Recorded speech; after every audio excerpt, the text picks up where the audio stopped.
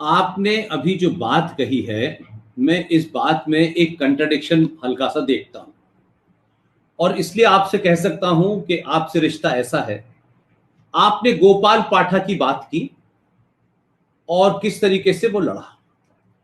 एक तरफ आपका कहना है, दूसरी तरफ आपका देश के सनातनी हिंदू, खासतौर से बंगाल के हिंदुओं को आपका कहना है कि हमें अपनी सरकार पे भरोसा रखना चाहिए। सरकार के इंस्ट्रूमेंट हैं, चाहे वो सुप्रीम कोर्ट हो, चाहे ह्यूमन राइट कमीशन हो या पुलिस हो, लेकिन पुलिस, सरकार और सुप्रीम कोर्ट अगर ये तीनों ने अपने हाथ बांध लिए और कहा है कि तुम मरो, और राज्य की पुलिस ने खुली छूट दे रखी है, राज्य की सरकार ने खुली छूट दे रखी है कि तुम किसी भी हिंदू का बलात्कार करो, मारो, आग लगाओ, तो मैं ये पूछना चाहता हूं, क्या 100 करोड़ हिंदू सनातनियों ने जब सरकार चुनी तो सरकार की जिम्मेदारी है कि वो ये करे, लेकिन सरकारों को तो पिछले 70 साल से हिंदुओं ने चुना, वो बहुत राष्ट्रवादी हो या न राष्ट्रवादी हो। भारत का हिंदू तो पहले दिन से इसलिए पिट रहा है कि वो जिस व्यवस्था में है वो ये मानता है कि ये देश हमारा है,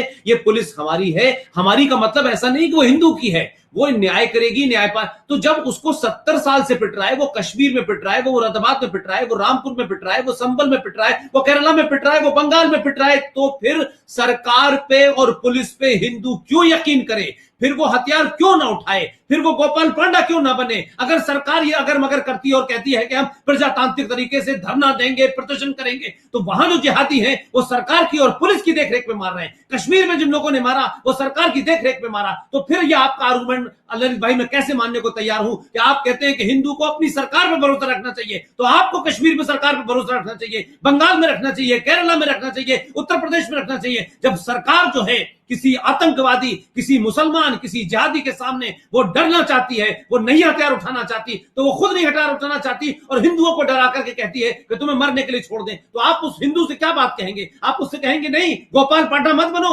आप ह्यूमन राइट कमीशन में जाओ, सरकार पुलिस पे जाओ। तो आप किसकी तरह बात कर रहे हैं? दो बातों में कंट्राडिक्शन क्यों है ललित भाई? आप तो भुक्तभोगी हैं। आप सरकार से कहिए, सरकार उस सरकार से कहिए जो सरकार इस काम को करे, लेकिन जब सरकार छोड़ के भाग के आ जाती है और दिल्ली में कहती है हम प्रजातांत्रिक तरीके से लड़ेंगे, तो ये मैं समझता हूं सरकार के अंदर बैठे हुए लोग, जो ऊपर के दो लोग हैं, चाहे होम मिनिस्टर हो चाहे प्रधानमंत्री हो, उससे नीचे के लोग खेल कर रहे हैं। व्यवस्था में ऐसे लोग बैठे हुए हैं जो उन दोनों को बदनाम करने के लिए कर रहे हैं। तो हिंदुओं को हथियार उठाने से आप रोकेंगे और जिहादियों का हथियार जस्टिफाई है। दिल्ली में दंगा कर दो जस्टिफाई है, बंगलोर में दंगा कर दो जस्टिफाई है। जब उनके खिलाफ कुछ नहीं होता है तो फिर हिंदुओं को यह सबक तो दिया जाता है कि नहीं साहब आप हथियार मत उठाइए, आपकी सरकार है, आप भरोसा रखिए। तो 70 सालों से तो हिंदू भरोसा ही रखे हुआ है। हिंदू ने कब हथियार उठाए हैं? और हिंदू ने नहीं हथियार उठाए हैं, इसीलिए वो कायर हो रहा है, इसीलिए पिट रहा है, इसीलिए कश्मीर के अंदर लाखों हिंदू भाग के आया। आपकी बात दो तरफ है, आप इसको क्लियर कीजिए।